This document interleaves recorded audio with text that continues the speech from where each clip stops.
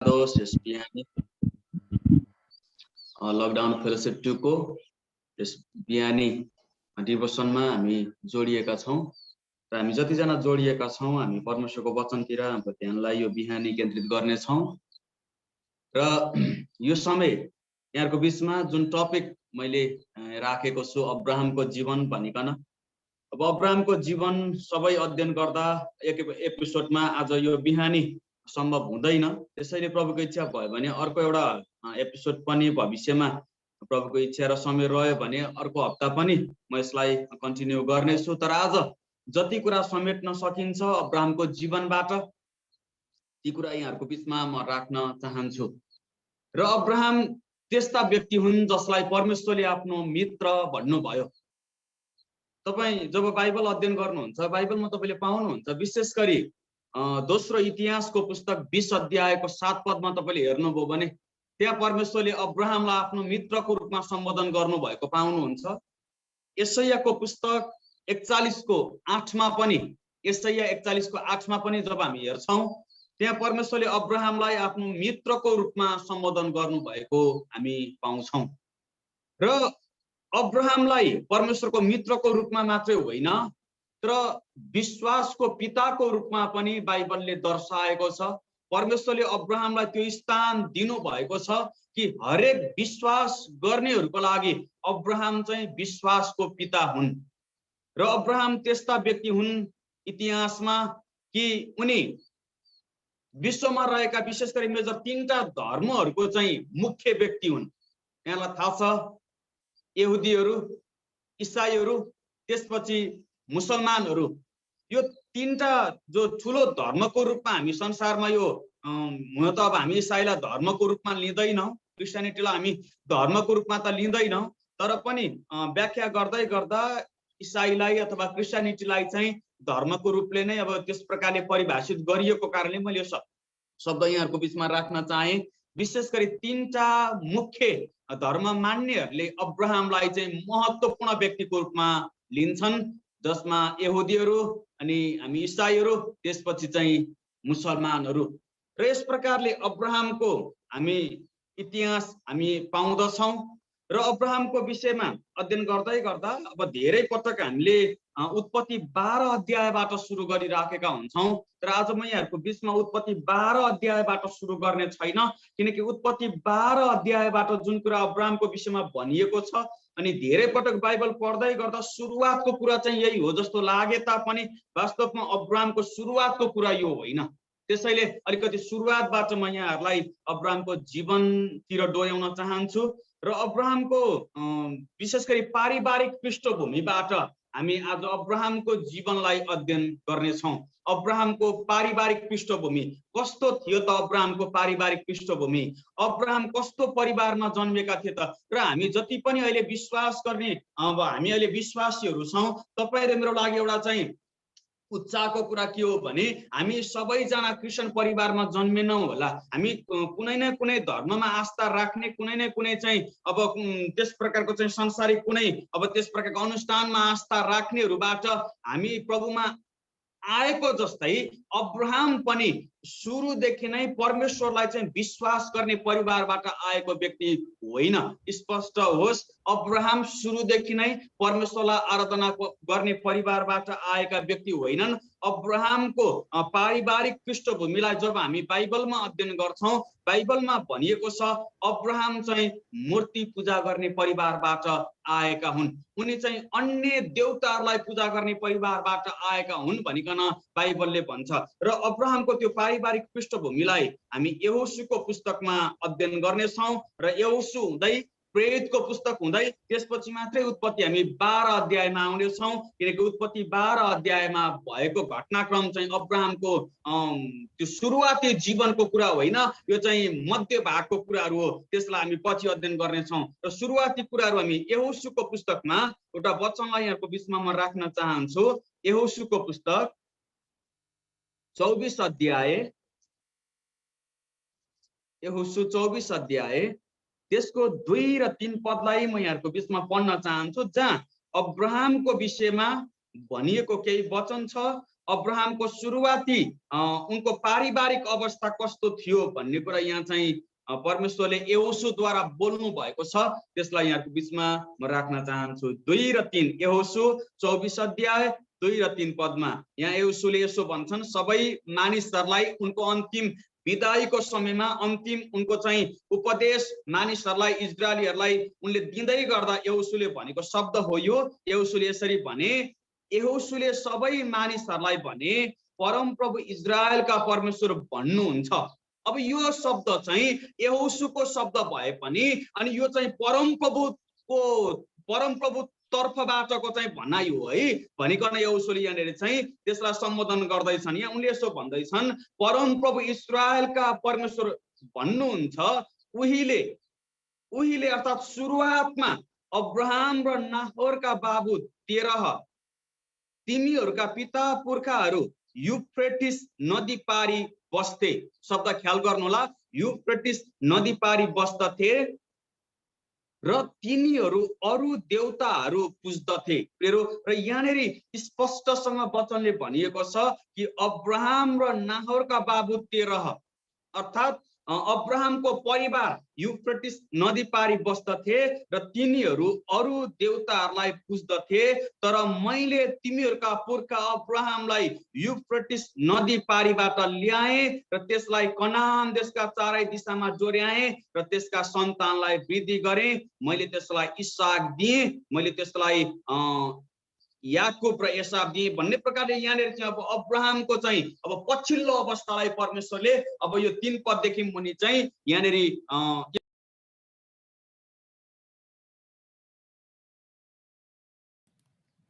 धीरज भाइ म्युट भयो तपाईको।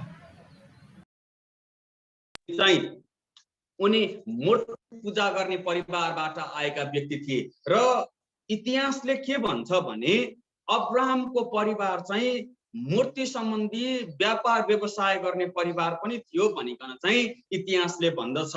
अब हाम्रो बाइबलमा ती कुराहरू सबै उल्लेख नगरिएको भए तापनि अब्राहमको जीवन सम्बन्धी थुप्रै त्यस्ता चाहिँ लेखहरू छन्, त्यो इतिहासहरू राखिएको छ। विशेष गरी यहुदी धर्म ग्रन्थ तपाईले तालमुद, मिद्रास भन्ने अरू धर्म ग्रन्थहरू पनि पाउनुहुन्छ, जसलाई उनीहरूले बाइबल समान नै उनीहरूले चाहिँ त्यो धर्म ग्रन्थहरूलाई चाहिँ मान्यता दिएर अहिले पनि अध्ययन गरिराखेका छन्। ती धर्म ग्रन्थहरूमा अब्राहमको सुरुवाती जीवन र उनको पारिवारिक पृष्ठभूमिको विषयमा जब त्यहाँ हेर्छौं त्यहाँ लेखिएको कुराहरू के हो भने अब्राहमको परिवार चाहिँ युफ्रेटिस नदी पारी उर भन्ने सहरमा बसोबास गर्दै गर्दा अब त्यो मेसोपोटामियाको चाहिँ उर भन्ने ठाउँमा बसोबास गर्दै गर्दा उनीहरूको चाहिँ पेशा व्यवसाय मूर्ति सम्बन्धी पेशा व्यवसाय थियो भनिकन चाहिँ अब त्यस प्रकारले इतिहासमा चाहिँ त्यो कुराहरू उल्लेखित छ।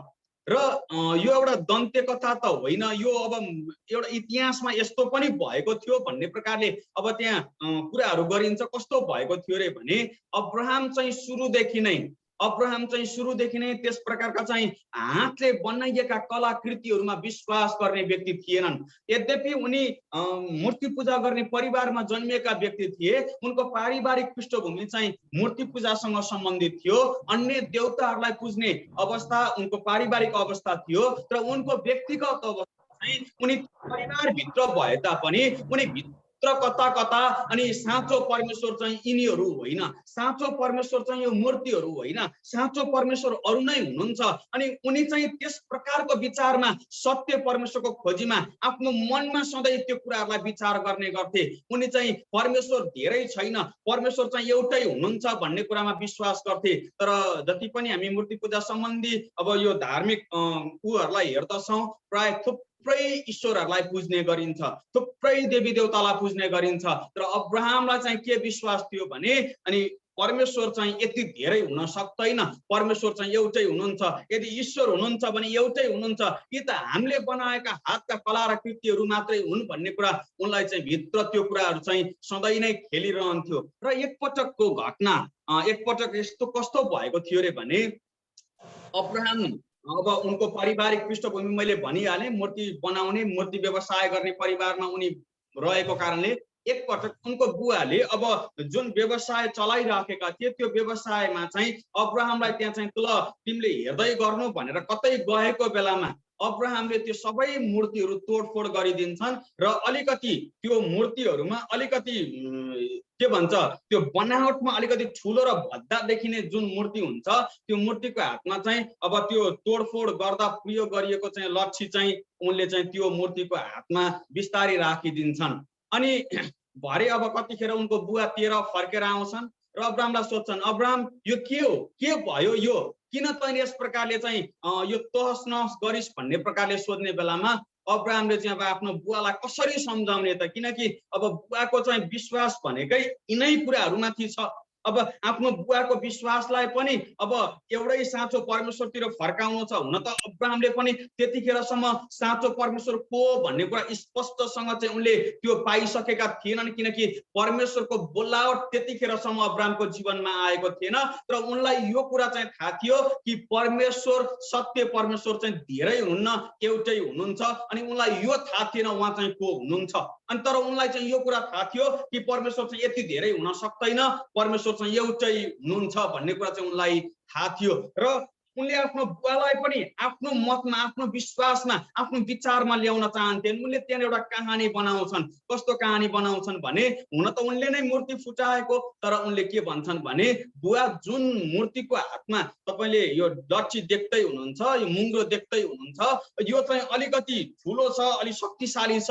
अनि यसैले नै सबैलाई तोडफोड गर्यो अनि फुटाइदियो भन्ने प्रकारले चाहिँ उनले भन्दै गर्दा तेह्रले चाहिँ बुझिहाल्छन् अब वास्तवमा अब त्यो जीवन नभएको त्यो बेजान मूर्तिले चाहिँ अब अरू मूर्तिहरूलाई त्यस प्रकारले तोडफोड गर्न सक्दैन भन्ने कुरा चाहिँ तेह्रले थाहा पाएका थिए। र त्यतिखेर तेह्रभित्र पनि एउटा कुरा के आएको थियो भने अब यति धेरै मूर्तिहरू चाहिँ अहिले हामीले बनाइराखेका छौँ, पुजिराखेका छौँ। वास्तवमा अब्राहमले भनेको कुरा चाहिँ पो सत्य हो कि, किनकि यति धेरै ईश्वरहरू त हाम्रो ईश्वरहरू होइनन्। जबकि एउटै ईश्वरले सबै सृष्टि गरेको भए यतिका धेरै ईश्वरहरू चाहिँ कहाँबाट आए भन्ने प्रकारले उनीमा पनि अलिकति त्यो घटनापछि चाहिँ केही प्रभाव परेको हुनुपर्छ भनिकन इतिहासकारहरूले भन्दछन्। र फेरि त्यस प्रकारको अवस्था अब्राहमको पारिवारिक अवस्था थियो। र फेरि तपाईँ र म भन्दा फरक अवस्था थिएन अब्राहमको।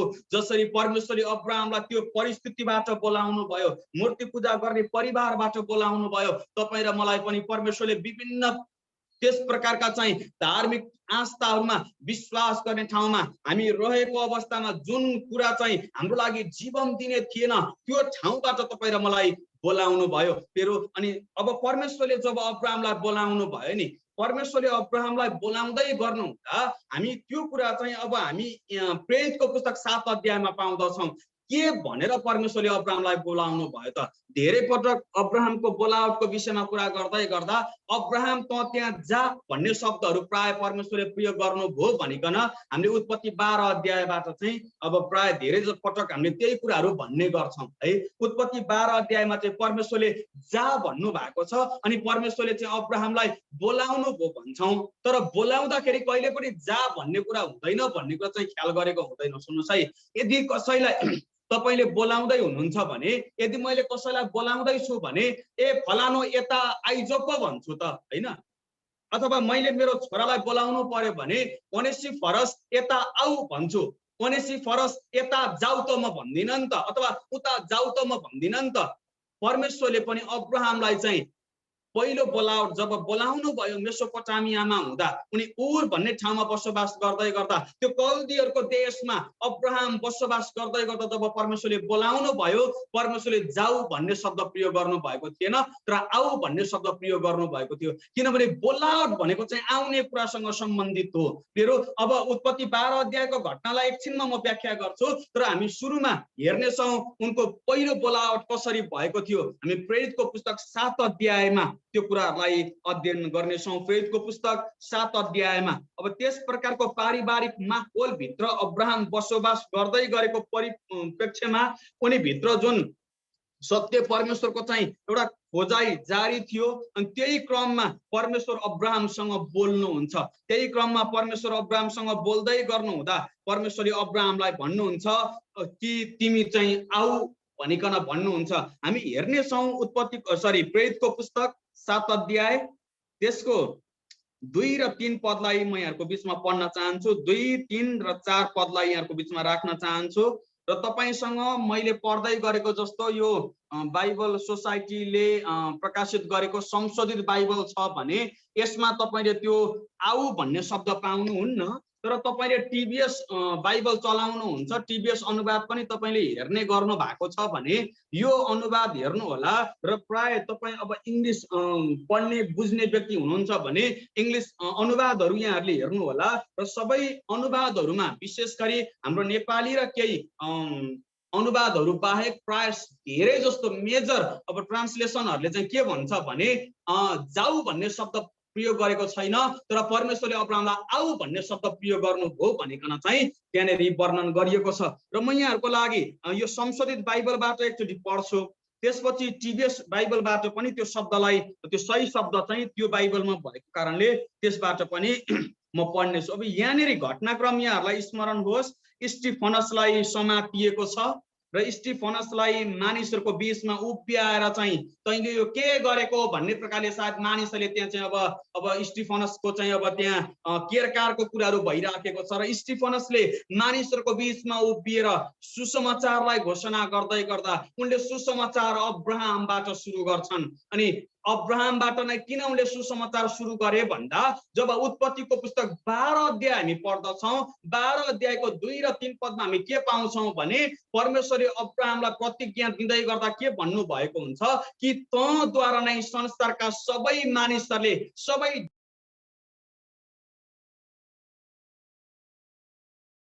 के हो भने अब्राहम चाहिँ येशू ख्रीष्ट यो संसारमा आउनको लागि परमेश्वरले चुन्नु भएको पात्रहरुमा निकै महत्त्वपूर्ण पात्र र अब्राहमलाई परमेश्वरले गर्नु भएको प्रतिज्ञा चाहिँ येशूद्वारा संसारमा पूरा हुँदै पनि थियो र पूरा भइराखेको छ। हो त्यो कुरालाई स्टिफनसले बुझेको कारणले उनले सुसमाचारको आरम्भ गर्दै गर्दा प्रचार गर्दै गर्दा उनले अब्राहमबाट सुरु गर्छन्। हामी यहाँ 2 पद र 3 पद त्यसको 4 सम्म हेर्नेछौँ। उनले यसो भने, तिनले भने दाजुभाइ र बाबु हो सुन्नुहोस्, महिमाका परमेश्वरले हाम्रा पितामह अब्राहमलाई तिनी हारानमा बस्न अघि, यो शब्द ख्याल गर्नु होला, तिनी हारानमा बस्न अघि मेसोपोटामियामा छँदा दर्शन दिनु भएको थियो र तिनलाई भन्नु भएको थियो तिमी आफ्नो देश र आफ्ना कुटुम्बबाट निस्केर जुन देश म तिमीलाई देखाउँछु त्यहाँ जाऊ। अब यहाँ चाहिँ जाऊ भन्ने शब्द चलाइएको छ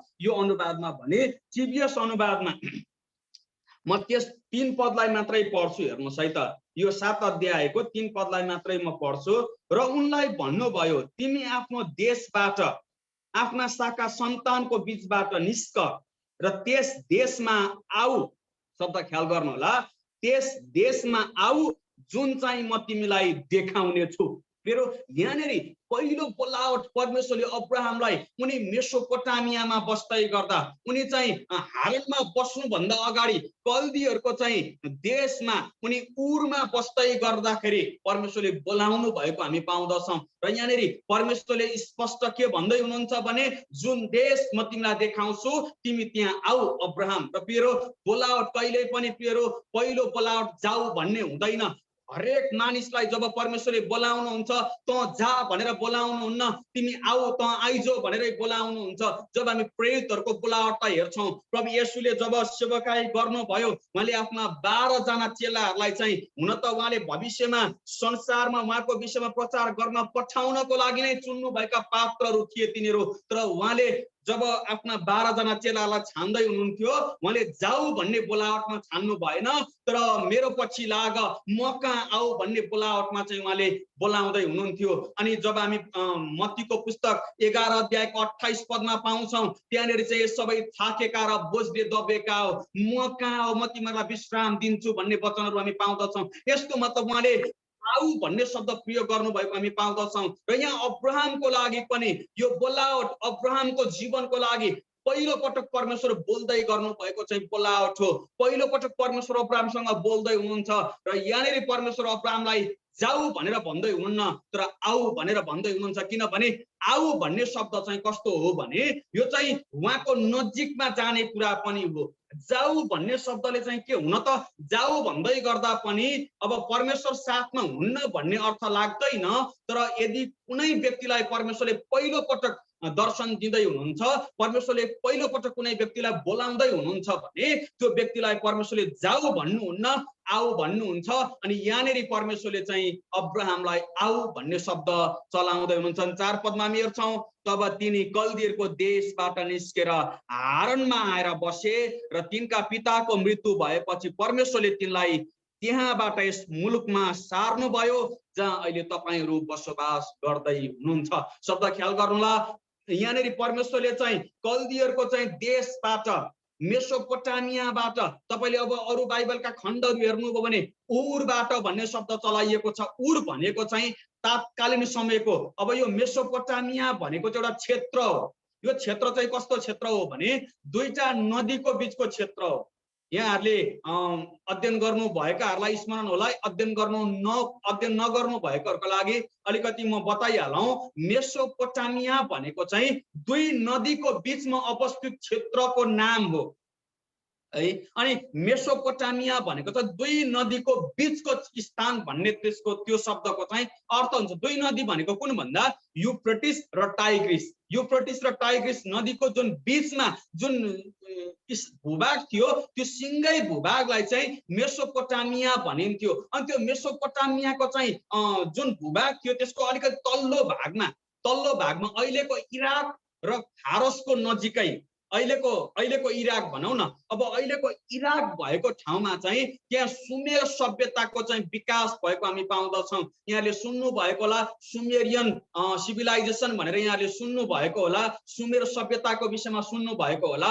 कतिपटक सुमेर सभ्यतालाई चाहिँ मेसोपोटामियाको सभ्यता भनेर पनि व्याख्या गरिएको छ, किनकि त्यो क्षेत्र चाहिँ वास्तवमा दुई नदीको बीचमा पर्ने क्षेत्र भएको हुँदा त्यसलाई मेसोपोटामियाको क्षेत्र पनि भनिन्थ्यो। र मेसोपोटामिया को क्षेत्र भने पनि सुमेर क्षेत्र भने पनि वास्तवमा स्थान चाहिँ त्यही नै थियो। र यो एउटा यस्तो सभ्यता हो, इतिहासले पनि, मानव इतिहासले पनि के भन्छ भने यो मेसोपोटामिया या अथवा यो सुमेर सभ्यता चाहिँ मानव सभ्यताकै एकदमै प्राचीन र पहिलो सभ्यताको रूपमा चाहिँ रहेको छ भनिकन चाहिँ अब यो समाजशास्त्रीहरूले पनि भन्ने गर्दछन्। फेरि अब हाम्रो विषय त्यो होइन। हाम्रो विषय चाहिँ के हो भने परमेश्वरले अब्राहमलाई त्यो ठाउँमा हुँदा बोलाउनु भयो। त्यस प्रकारको पारिवारिक पृष्ठभूमिमा उनी जन्मेर हुर्किँदै गर्दा परमेश्वरले बोलाउनु भयो र उनलाई परमेश्वरले बोलाउँदै गर्नु हुँदा उनी भित्रको त्यो विचारलाई परमेश्वरले हेरेर बोलाउनु भयो कि उनको विचार यही नै थियो, परमेश्वर चाहिँ धेरै हुन सक्नुहुन्न, परमेश्वर चाहिँ एउटै हुनुहुन्छ। उनलाई त्यतिखेरसम्म थाहा थिएन अनि उहाँ चाहिँ को हुनुहुन्छ। र जब उनले परमेश्वरको आवाजलाई सुने उनी एकदमै त्यसमा निश्चिन्त भए, उनी त्यसमा निर्धक्क भए कि परमेश्वर मसँग बोल्नु भयो। र उनीसँग जब परमेश्वर बोल्नु भयो, परमेश्वरले जब आऊ भनेर बोलाउनु भयो, कता जाने उनलाई थाहा थिएन र पनि परमेश्वरले आऊ भनेर बोलाउँदै गर्दा, कहाँ जाने उनलाई थाहा थिएन र पनि परमेश्वरले आऊ भनेर बोलाउँदै गर्दा उनी चाहिँ निस्किएको छ। तर उनी निस्किँदै गर्दा एक्लै निस्किएन। अब यहाँनिर एउटा कुरा छ, सुन्नुहोस् है, उनी निस्किँदै गर्दा अब्राहम र सारै मात्रै निस्केनन्, अब उनको बुवा तेरह भतिजो लुत पनि सँगै निस्किएको छ। अब त्यो कुरा चाहिँ हामी कहाँ पाउँछौँ भने उत्पत्तिको पुस्तक 11 अध्यायमा पाउँछौँ। हेर्नुहोस् है, अब यो प्रेरित पुस्तक 7 अध्याय हामीले यहाँ हेर्यौँ। अब यसपछिको अर्को कन्टिन्यू घटना चाहिँ हामी उत्पत्तिको पुस्तक 11 अध्यायमा पाउँछौँ। त्यसपछि मात्रै 12 अध्याय सुरु हुन्छ। हामी 11 अध्याय उत्पत्तिमा जानेछौँ। अब त्यहाँनेरि जब परमेश्वरले अब्राहमलाई बोलाउनु भयो आऊ भनिकन, अब अब्राहमले सँगै उनका बुवा तेरह पनि अब्राहमकै साथमा निस्केर आएको कुरा हामी पाउँदछौँ। हामी 11 अध्याय तपाईले 26 पददेखि तल, 11 अध्यायको 26 पददेखि तलको वचनहरू हेर्नुभयो भने तेरहको परिवारको संक्षिप्त विवरण त्यहाँ पाउनुहुन्छ, अथवा अब्राहमकै फ्यामिलीको एकदमै त्यो संक्षिप्त त्यहाँ चाहिँ उल्लेख गरिएको पाउनुहुन्छ, त्यो अभिलेख राखिएको पाउनुहुन्छ। अब यहाँनेरि सबै कुराहरू पढ्नु आवश्यकता छैन। मैले अघि परमेश्वरले बोलाउनु भएको कुराहरू भने, म 28 पदमा केही कुराहरू यहाँहरूको बिचमा राख्नु। 28 देखि हामी अगाडिको वचनहरू हेरौँ। यहाँ हेर्नुहोस् है त। हारन तिनका बाबु तेरकै जीवनकालमा आफ्नो जन्म देश कल्दीहरूको उरमा मरे। सुन्नुहोस् है, अब यहाँ अब्राहमको दाजुको मृत्यु भइसकेको छ। धेरै व्यक्तिले चाहिँ अब अब्राहम चाहिँ जेठो होला, अब हारन चाहिँ कान्छो होला भनेर 26 पदको आधारमा त्यसलाई कुरा गर्नुहुन्छ। तर स्मरण रहोस्, यहाँ 26 पद तपाईँले हेर्नुभयो भने तेरको उमेर 70 वर्षको हुँदा तिनले अब्राहम, नाहोर र हारुनलाई जन्माए भनेर भनेको छ। अनि यहाँ क्रमको हिसाबले अब्राहमको नाम अगाडि आएको कारणले अब्राहम चाहिँ जेठो होला भन्ने प्रकारले कहिलेकाहीँ मानिसहरूले चाहिँ त्यस प्रकारले विचार गरिराखेको हुन्छ। तर यहाँलाई स्पष्ट पारिदिउँ, अब्राहम जेठो छोरो होइन।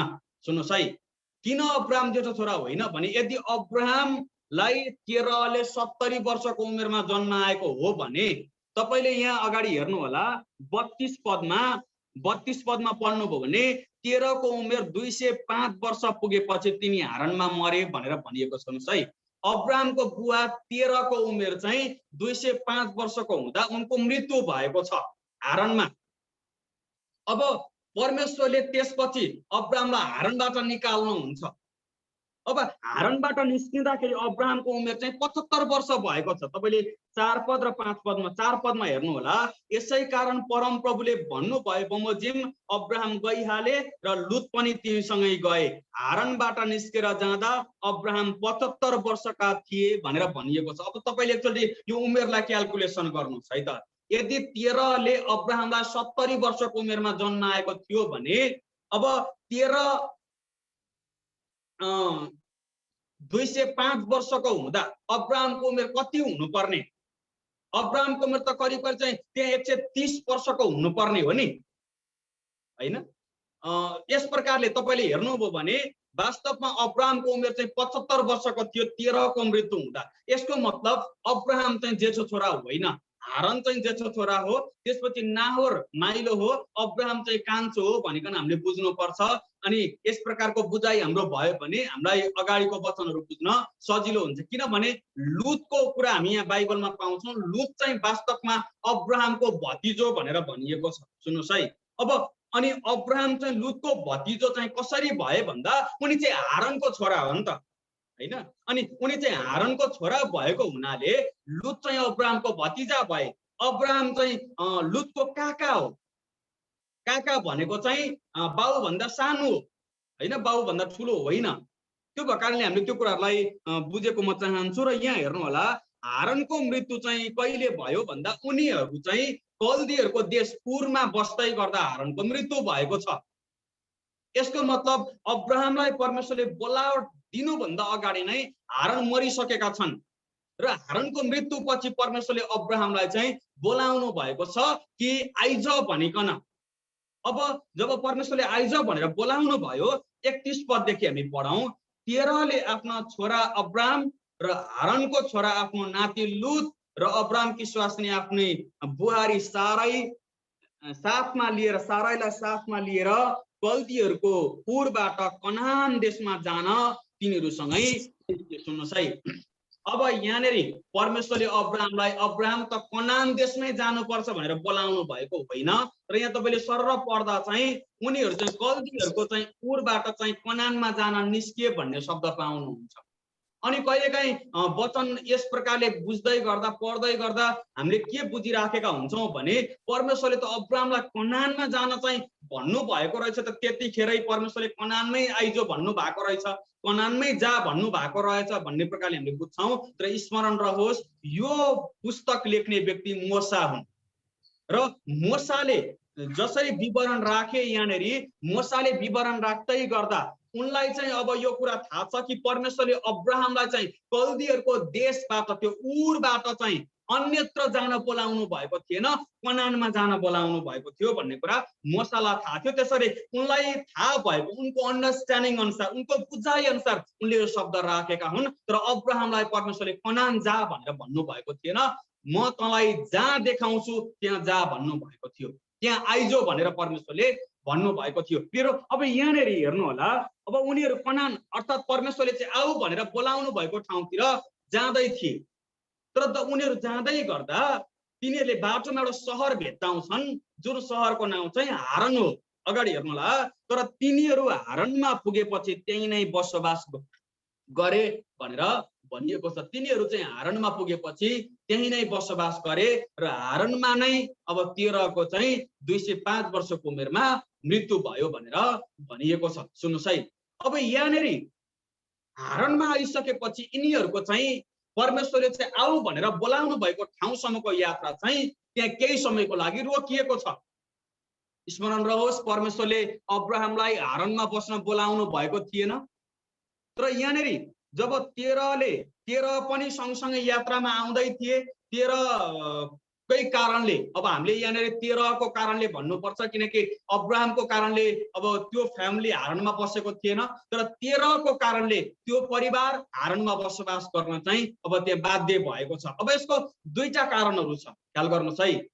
वास्तवमा परमेश्वरले आऊ भनेर बोलाउनु भएको ठाउँ हारान थिएन, त्यो अर्कै ठाउँ थियो। अहिले हामीलाई थाहा छ, जसरी मूसाले भने त्यो चाहिँ कनान देश थियो, हारान थिएन। तर किन यिनीहरू हारानमा आएर बसोबास गरे भन्दा यसको दुईटा रिजन। अब एउटा रिजन चाहिँ के हो भन्दा तात्कालीन समयमा हारान भन्ने सहर चाहिँ व्यापारिक केन्द्रको रूपमा चाहिँ एकदमै के भन्छ त्यो रहेको स्थान थियो। व्यापारको लागि, व्यवसायको लागि, धन सम्पत्ति आर्जन गर्नको लागि हारान भन्ने त्यो ठाउँ, त्यो सहर, त्यो क्षेत्र चाहिँ निकै नै महत्त्वपूर्ण सहरको रूपमा चाहिँ लिइन्थ्यो। एकदमै व्यापारिक चहल पहल हुने ठाउँ, आर्थिकी आदान प्रदानको लागि, अब धन सम्पत्ति प्राप्तिको लागि त्यो ठाउँ चाहिँ निकै नै महत्त्वपूर्ण ठाउँ। अब अहिले भन्ने हो भने हामी एकदम कुनै सम्पन्न देशमा अथवा सम्पन्न अब कुनै एउटा सहरमा गएर चाहिँ अब कुनै गाउँबाट निस्केर एउटा सम्पन्न सहरमा गएर बसोबास गर्दै गरेको अवस्था मानौ न। उदाहरणको लागि भन्ने हो भने अस्ट्रेलिया, क्यानाडा, अमेरिका जस्तै त्यति बेलाको हारान हो, किनकि व्यापारिक हिसाबले, सुविधाको हिसाबले सबै कुराहरू प्राप्त हुने, कमाई पनि राम्रो हुने। अनि यिनीहरूलाई चाहिँ अब जब त्यहाँ आइपुगे, तेरहको लागि त्यो ठाउँ चाहिँ छोड्न मन भएन सम्भवतः। सुन्नुहोस् है, किनभने पहिलो कुरा त्यो व्यापारिक केन्द्र थियो, त्यहाँ धेरै उनीहरूको लागि चाहिँ फाइदाका कुराहरू थिए भने दोस्रो कुरा चाहिँ के थियो भने त्यो सहरको नाउँ तेरहको छोरा, तेरहको जेठो छोरा हारान नाउँसँग मिल्थ्यो क्या त। अब हुन त अब इतिहासमा अब यो हारान भन्ने सहरको नाउँ तेरहकै छोराको चाहिँ नाममा राखिएको थियो भन्ने प्रकारका अभिलेखहरू, त्यस प्रकारको विवरणहरू मैले अध्ययन गरेको छैन। सायद त्यो मेरो कमजोरी पनि हुन सक्छ, मैले अध्ययन नगर्नु, मैले नभेट्टाउनु। यदि कसैले भेट्टाउनु भएको छ त्यो आफ्नो ठाउँमा छ।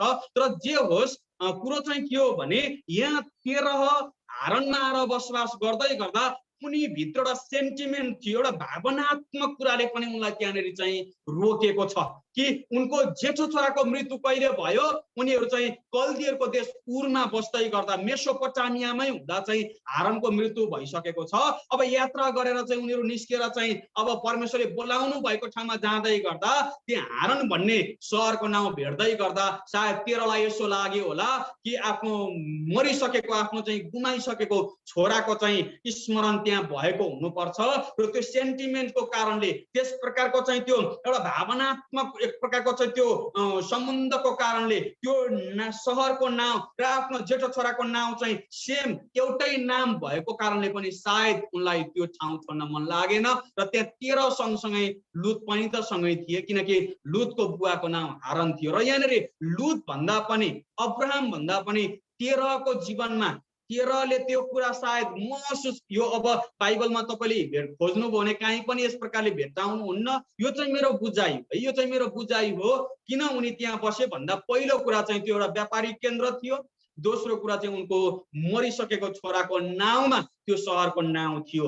त्यो भएकाले उनलाई त्यो ठाउँ, त्यो दुईटा कारणले छोड्न मन परेन। जब त्यहाँनिर अब हामी हेर्छौँ, उनी परमेश्वरले अब्राहमलाई चाहिँ तेरहको मृत्यु नहुन्जेलसम्म त्यहाँबाट निकाल्नु भएन। किन निकाल्नु भएन भन्दा अब यहाँनिर हामीले एउटा कुरा के बुझ्नु पर्यो भने अब्राहम आफ्नो आमा बुवाप्रति, अब यहाँ आमाको कुरा त छैन तर अभिभावकको कुरा छ, बुवाको कुरा छ, आफ्नो बुवाप्रति चाहिँ एकदमै आज्ञाकारी छोरा थिए भन्ने कुरा हामी यहाँबाट बुझ्न सक्छौँ। सुन्नुहोस् है, अब कसरी आज्ञाकारी भन्दा हुन त बोलावट अब्राहमको तर सँगै तेरह पनि अब्राहमको बुवा पनि निस्केर आए। अब अब्राहमको बुवा पनि अब्राहमसँगै निस्केर आउँदै गर्दा नेतृत्व गर्ने व्यक्ति त छोरा भएन नि त त्यहाँ, हैन? नेतृत्व गर्ने व्यक्ति त अभिभावक हो, बुवा हो। अनि आफ्नो बुवाको नेतृत्व मुनि अब्राहम रहेको हामी देख्दछौँ। जुन कुरा परमेश्वरको बोलावटमा उनी ढिलो भएको भए तापनि परमेश्वरले आऊ भनेर भन्नुभएको ठाउँमा अब्राहम अब त्यहाँ ढिलो हुँदै गरेको भए तापनि आफ्नो अभिभावक प्रतिको चाहिँ एउटा वफादारीतामा, अभिभावक प्रतिको चाहिँ एउटा जिम्मेवारीमा, अभिभावक प्रतिको चाहिँ अब त्यो आज्ञाकारिताको कुरामा अब्राहमको जीवनमा एउटा चाहिँ हामी सिद्धतालाई देख्दछौँ कि आफ्नो बुवा हुन्जेल बुवाले मलाई नेतृत्व गर्नुहुन्छ भन्ने सायद उनको विचार भएको हुनुपर्छ। र उनको बुवाको मृत्यु नहुन्जेलसम्म अब्राहम हारनबाट निस्किने अवस्था थिएन। र जब अब्राहमको बुवा तेरहको मृत्यु भयो, तपाईँले 32 पदमा हेर्नुभयो अघि कि 205 वर्षको उमेरमा अब यहाँनिर चाहिँ तेरहको मृत्यु भएको छ र हारनमा उनी मरेका छन्। फेरि जब तेरह मरे, सुन्नुहोस् है, त्यसपछि परमेश्वरले फेरि अब्राहमलाई बोलाउनु भएको छ, जुन बोलावट चाहिँ 12 अध्यायमा हामी पाउँदछौँ। सुन्नुहोस्, मैले यसरी घटनाक्रमहरूलाई जोडेको छु। सुरुवातदेखि नै उनको पारिवारिक पृष्ठभूमि, परमेश्वरले कसरी अब्राहमलाई चाहिँ बोलाउनु भयो, कसरी हारनमा आएर बसोबास गरे र हारनमा बसोबास गर्दै गर्दाखेरि अब त्यो हारनको बसोबासमा उनको बुवाको मृत्युपछि फेरि परमेश्वरले अब्राहमलाई चाहिँ बोलाउँदै हुनुहुन्छ। र यहाँनिर परमेश्वरले अब्राहमलाई बोलाउँदै गर्नुभएको बोलावटमा यो दोस्रो बोलावट हो। स्मरण रहोस्, यो पहिलो बोलावट होइन। पहिलो बोलावट चाहिँ हारनमा बस्नुभन्दा अगाडि नै मेसोपोटामियामा हुँदा उनी चाहिँ कल्दीहरूको देश उरमा हुँदै गर्दा उनलाई चाहिँ परमेश्वरले बोलाउनु भएको थियो। अब यहाँ हारनबाट परमेश्वरले चाहिँ अब्राहमलाई निकाल्दै हुनुहुन्छ। त्यो कुरा चाहिँ 12 अध्यायमा हामी पाउँदछौँ। हेर्नुहोस् है, 12 अध्यायको 1 पददेखि 3 पद 4 पदसम्म फेरि एकपटक म यहाँको बिचमा म राख्न चाहन्छु। यहाँ परमेश्वरले अब यसो भन्नुहुन्छ अब्राहमलाई, परम प्रभु अब्राहम कहाँ देखा परेर भन्नुभयो, तेरो देश, तेरो कुटुम्ब तथा तेरो पिताको घरबाट निस्केर जुन देश म तँलाई देखाउँछु त त्यहाँ जा। शब्द, अब यो शब्दलाई ख्याल गर्नु होला, यो चाहिँ दोस्रो बोलावट। अब यो बोलावटमा चाहिँ आऊ भन्ने शब्द छैन, यहाँ चाहिँ अब जाऊ भन्ने शब्द छ। सुन्नुहोस् है, अब यसलाई तपाईँको र मेरो जीवनसँग पनि हामी तुलना गर्न सक्छौँ। जब परमेश्वरले तपाईँ र मलाई चाहिँ विश्वास गर्ने अवस्थामा ल्याउँदै हुनुहुन्थ्यो, हामीलाई पठाउन बोलाउनु भएन, उहाँको नजिक आउन बोलाउनु भएको थियो। किनकि आऊ भन्ने शब्दले नजिक्याउँछ, उहाँको उपस्थितिमा डोर्याउँछ। तर जब यहाँ अगाडि हामी हेर्दछौँ, अब 12 अध्यायमा चाहिँ परमेश्वरले भन्दै हुनुहुन्छ जाऊ भनेर भन्दै हुनुहुन्छ। किनभने अब परमेश्वर चाहिँ जाने बेला आएको छ। फेरि अब यो बोलावट चाहिँ परमेश्वरले जाऊ भन्ने बोलावटमा चाहिँ यहाँनिर प्रस्तुत गर्दै हुनुहुन्छ। र परमेश्वरले अगाडि भन्दै हुनुहुन्छ, म तँबाट एउटा ठुलो जाति खडा गर्नेछु, म तँलाई आशिष दिनेछु, म तेरो नाउँ प्रसिद्ध गराउनेछु र तँ आशिषको मूल हुनेछस्। तँलाई आशिष दिनेहरूलाई म आशिष दिन्छु, तँलाई श्राप दिनेहरूलाई श्राप दिन्छु, तँद्वारा नै पृथ्वीका सबै कुलहरूले आशिष पाउनेछन्। अब 4 पदलाई हेरौँला। यसै कारण परम प्रभुले भन्नु भए बमोजिम अब्राहम गइहाले र लुत पनि तिनीसँग गए। हारनबाट निस्केर जाँदा अब्राहम 75 वर्षका भएका थिए भनेर यहाँ 4 पदले भन्छ। यसको मतलब 12 अध्यायको 1 पददेखि 3 पदसम्म परमेश्वरले जुन बोलावट दिँदै हुनुहुन्छ नि, यो पहिलो पटक परमेश्वर बोल्नु भएको बोलावट होइन। किनकि यो बोलावट त परमेश्वरले अब्राहमलाई हारनमा बस्दै गर्दा भन्नुभएको बोलावट हो। यो प्रकटीकरण त परमेश्वरले अब्राहमलाई चाहिँ हारनमा बस्दै गर्दा दिनुभएको हो भने पहिलो प्रकटीकरण, पहिलो बोलावट चाहिँ अब्राहमलाई परमेश्वरले मेसोपोटामियामा हुँदा कल्दीहरूको देश उरमा उनी बस्दै गर्दा परमेश्वरले चाहिँ बोलाउनु भएको थियो, जुन चाहिँ पहिलो बोलावट थियो मेरो। र हारनमा उनी आएर बसोबास गरिसकेपछि यो चाहिँ दोस्रो बोलावटको रूपमा हामी पाउँछौँ। किनभने 4 पदले स्पष्ट हाम्रो दुविधाहरूलाई यहाँनिर चाहिँ सम्बोधन गरेको छ। हाम्रो चाहिँ अब त्यो यदि मनमा शङ्काहरू छ भने 4 पदले निकै नै यसलाई, त्यो शङ्कालाई निवारण गर्न सहायता पुर्याउँछ। किनभने लेखिएको छ अब्राहम हारनबाट निस्केर आउँदा 75 वर्षका थिए।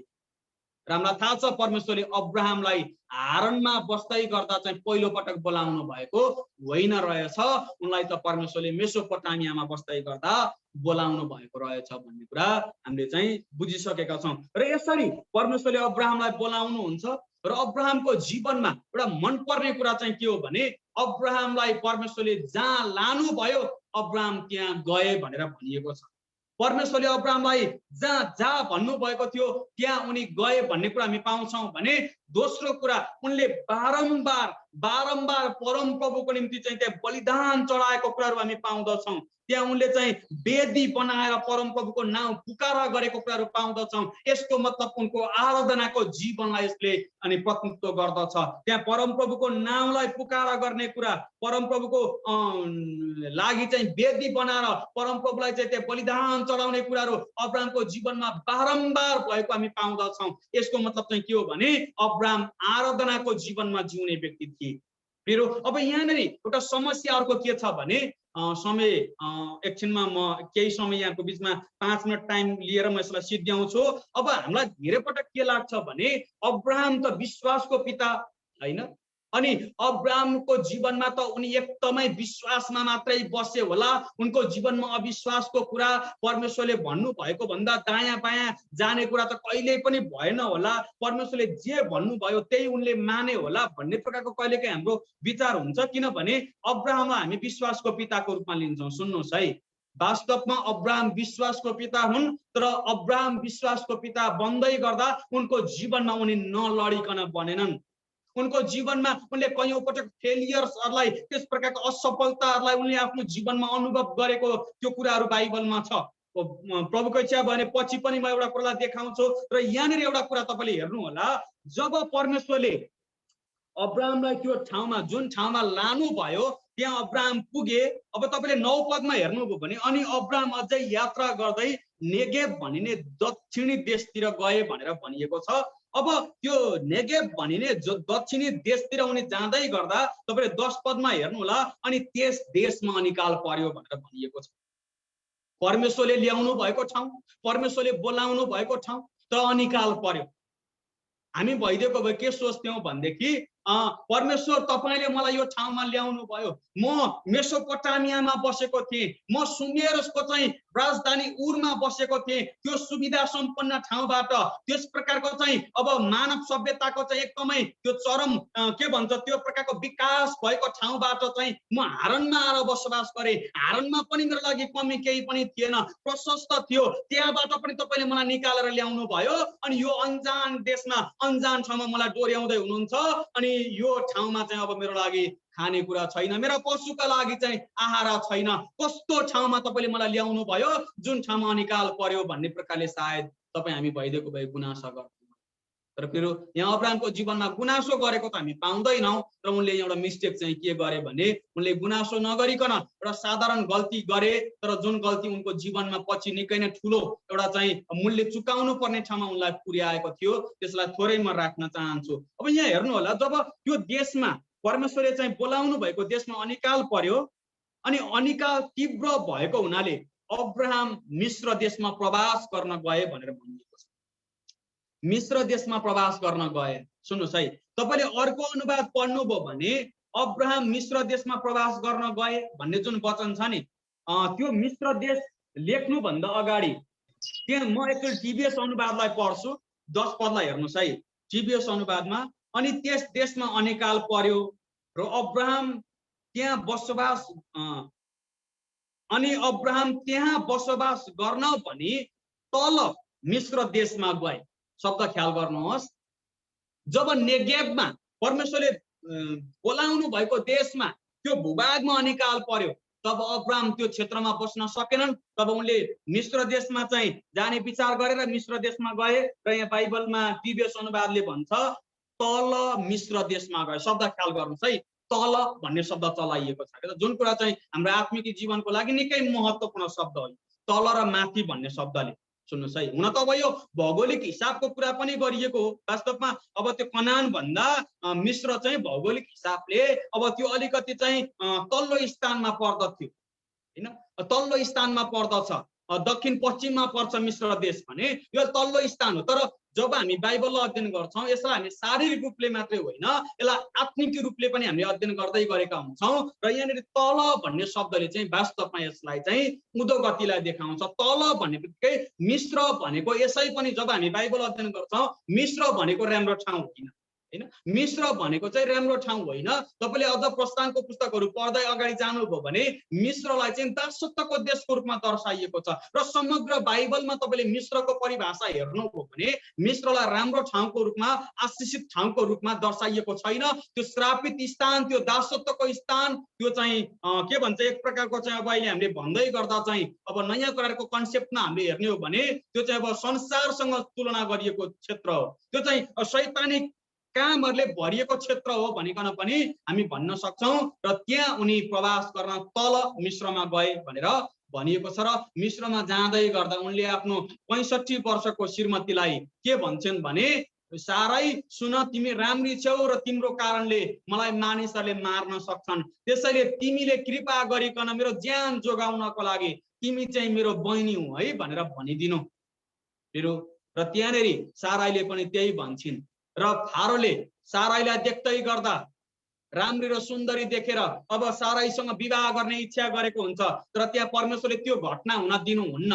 र त्यहाँनेरि जब फारोले मिश्र देशको राजा फारोले अब साराई त अब्रामको श्रीमती हो भन्ने कुरा थाहा पाउँछन् तब अब्रामलाई बोलाएर तिमीले यो के गरेको, मैले झन्नै तिम्रो श्रीमतीलाई आफ्नो श्रीमतीको रूपमा चाहिँ लिन लागिराखेको थिएँ भन्ने प्रकारले भन्दै गर्दा त्यहाँनेरि अब एउटा घटना के भएको छ। म 16 पदलाई पढ्छु हेर्नुहोस्। यीको खातिर अर्थात् साराईको खातिर फारोले अब्राहमसँग राम्रो व्यवहार गरे र अब्राहमलाई भेडा, गाई गोरु, कमारा कमारी र गधा र ऊँटहरू दिए भनेर भनिएको छ। शब्द ख्याल गर्नुहोस् है, यहाँ थुप्रै कुरा दिएको छ र एउटा शब्द हेर्नुहोस्, मिश्र देशमा अब्राहमले कमारा कमारी प्राप्त, शब्द ख्याल गर्नु होला, जुन कमारी पछि अब्राहमको लागि काँडो बन्नेवाला थियो। यहाँहरूलाई पनि अर्को हप्ता दोस्रो एपिसोड यहाँहरूको बिचमा राख्ने मौका भयो भने म राख्नेछु कि कसरी मिश्र देशमा प्राप्त गरेको कमारी हागरबाट चाहिँ इस्माइलको जन्म भयो र परमेश्वर कसरी अब्राहमसँग 14 वर्ष बोल्नु भएन। ख्याल गर्नुहोस् है, अब्राहमको जीवनमा यहाँनिर एउटा चाहिँ अब्राहमको असफलता हामी 12 अध्यायमा पाउँछौँ भने अर्को असफलता हामी चाहिँ 16 अध्यायमा पाउँदछौँ जहाँ अब्राहम चाहिँ असफल भए, चुके, परमेश्वरले गर्नुहुने प्रतिज्ञा परमेश्वरले पुरा गर्नुहुन्छ भन्ने कुरामा उनको विश्वास कम भएको थियो 16 अध्यायमा। र त्यतिखेर उनको जीवनमा पहिलो पटक चाहिँ समस्या आउँदै गर्दा उनी मिश्र देशमा जाँदै गरेको बेलामा प्राप्त गरेको कमारी हागरबाट चाहिँ उनले चाहिँ सन्तान जन्माउने इच्छा गर्छन्। हुन त त्यो साराको चाहना थियो र पनि त्यहाँ अब्राहमको सहमति हामी देख्दछौँ र त्यो घटनामा परमेश्वर अब्राहमसँग चाहिँ करिब 13-14 वर्ष बोल्नु भएको छैन। फेरि परमेश्वर बारम्बार अब्राहमसँग बोल्नुहुन्थ्यो। तपाईँले हेर्नुभयो भने 12 अध्यायदेखि 16 अथवा 15 अध्यायसम्म, 16 अध्याय त त्यो पछिको कुरा, 12 देखि 15 अध्यायसम्म अब्राहमको चाहिँ 10 वर्षको उमेर बितिसकेको छ हैन।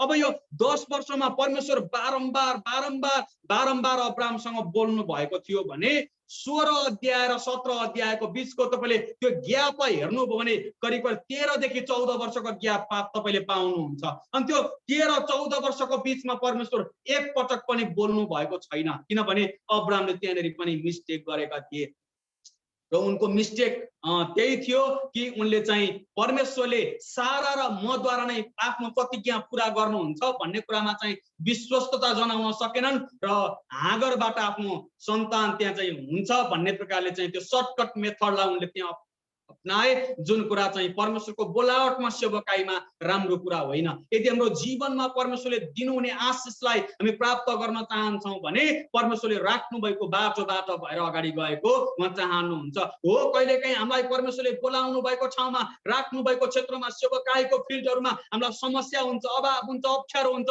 यसको मतलब यो होइन परमेश्वरले मेरो जीवनमा बोलाउनु भएको रहेन रहेछ, होइन, मेरो जीवनमा परमेश्वरको इच्छा रहेन रहेछ, यो होइन।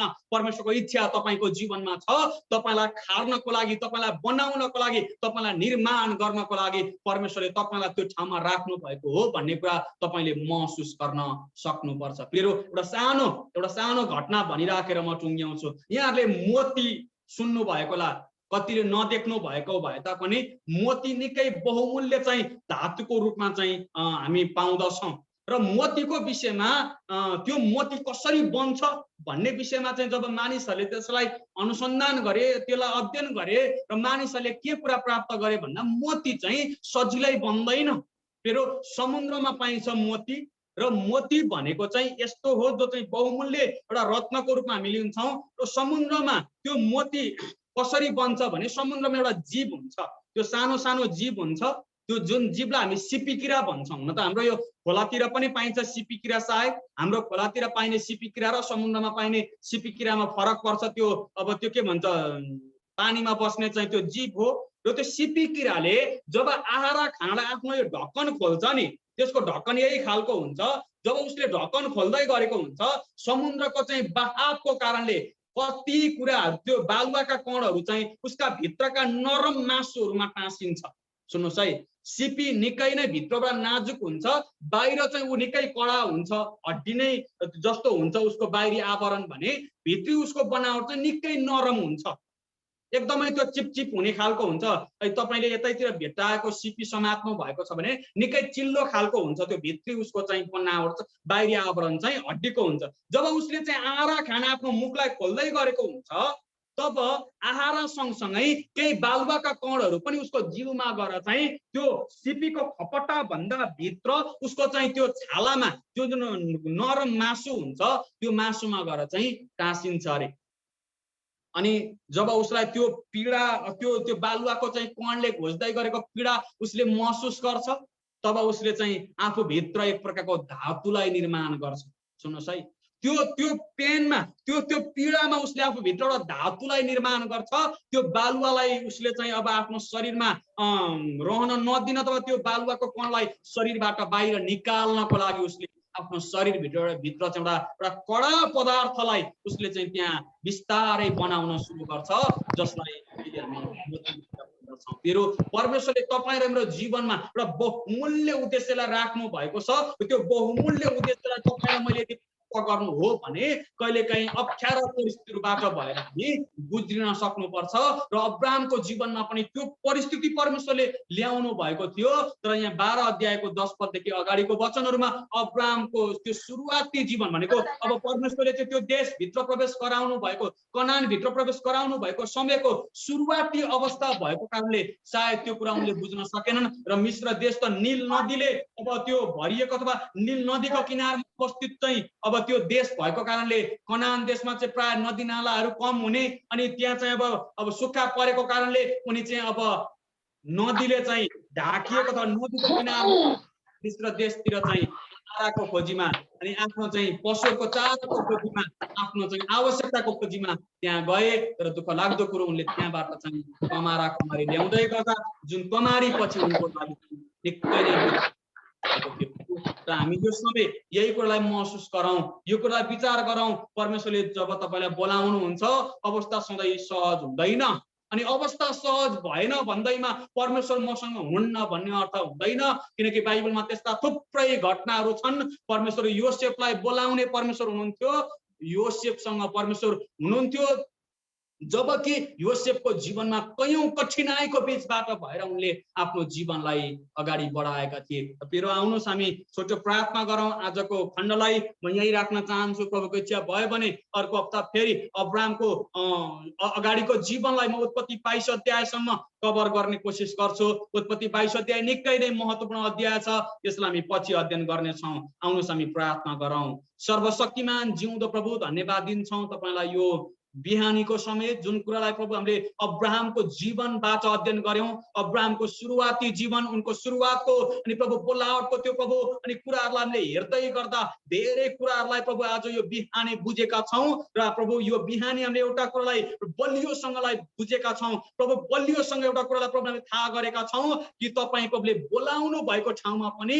हामीलाई समस्या आउँछ, र समस्या आउनु तपाईँ प्रभुको इच्छा नभएर होइन, समस्या आउनु तपाईँ हामीसँग नभएको कारणले होइन, समस्या आउनु चाहिँ तपाईँ र मलाई अनि तपाईँ प्रभुले हामी सबैलाई मलाई बलियो बनाउनको लागि हो भन्नेको लागि प्रभु आज हामीले बुझेका छौँ। जुन कुरा अब्राहमले त्यतिखेर बुझ्न सकेनन् र जुन कुरा उनको जीवनमा पछि प्रभु एउटा समस्याको रूपमा रहेको थियो, प्रभु हामी प्रार्थना गर्दछौँ हाम्रो जीवनमा हाम्रो सेवकाईमा प्रभु तपाईँ प्रभुले जुन स्थानमा हामीलाई राख्नु भएको छ, जहाँ बोलाउनु भएको छ, तपाईँमा विश्वस्त रहेर तपाईँमा भरोसा प्रभु मन र तपाईँ प्रभु असल तरिकाले आफ्नो भरोसालाई राखेर तपाईँ प्रभुको बाटो हेर्नको लागि तपाईँ प्रभुबाट नै सबै कुराहरू हाम्रो जीवनमा असल हुन्छ भन्ने विश्वासमा त्यस प्रकारको धारणामा अगाडि बढ्नको लागि हामीलाई सहायता गरिदिनु भएको होस्। धन्यवाद दिन्छौँ तपाईँ प्रभुलाई, तपाईँ जसले हामीलाई प्रभु अनि विभिन्न परिवेशबाट परिस्थितिबाट बोलाउनु भयो, तपाईँ प्रभुले हामीलाई पनि अब्राहम जस्तै बोलाउनु भएको छ प्रभु। जसरी अब्राहम विश्वासको पिता हुने ठाउँसम्म तपाईँले जोड्याउनु भयो प्रभु, हामी अब विश्वासको पिता त नहुला तर विश्वासमा तपाईँको सन्तान हुने ठाउँमा हामीलाई असल तरिकाले जोडिनलाई सहायता गर्नुहोस् भन्दै आशिष माग्दछु पिता येशू प्रभुको नाउँमा, आमेन। हस्, यहाँहरू सबैलाई जय मसीह। बाँकी समय सञ्चालक मित्रले लिनुहुनेछ।